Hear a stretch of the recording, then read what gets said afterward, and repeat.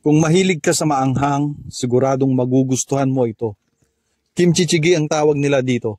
Samahan niyo ako mga idol, magluto tayo. Umpisahan natin sa pagpapainit ng mantika sa kawali. Saka natin ilalagay ang karne ng baboy. Inuna ko dito yung baboy para maganda yung pagkatosta. Habang pinagmamantikan natin, i-prepare na natin ang kimchi. Piniga ko muna ito bago ko hiniwa ng bite cut lang. Balikan naman natin ang pinagmantikan nating baboy at siguradong medyo tostado na. Saka natin ilagay ang panggisa.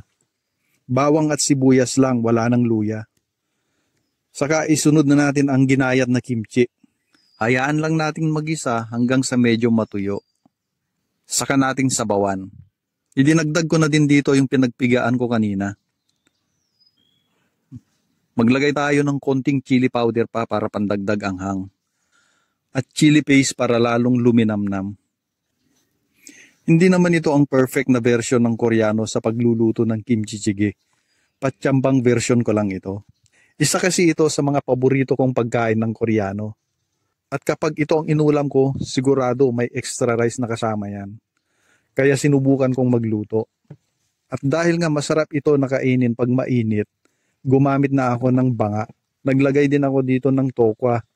Masarap sana kung may dagdag na mushroom. Kaso, tokwa lang nakayanan. At bilang pangwakas, lagyan natin ng dahon ng sibuyas. Kain na mga idol!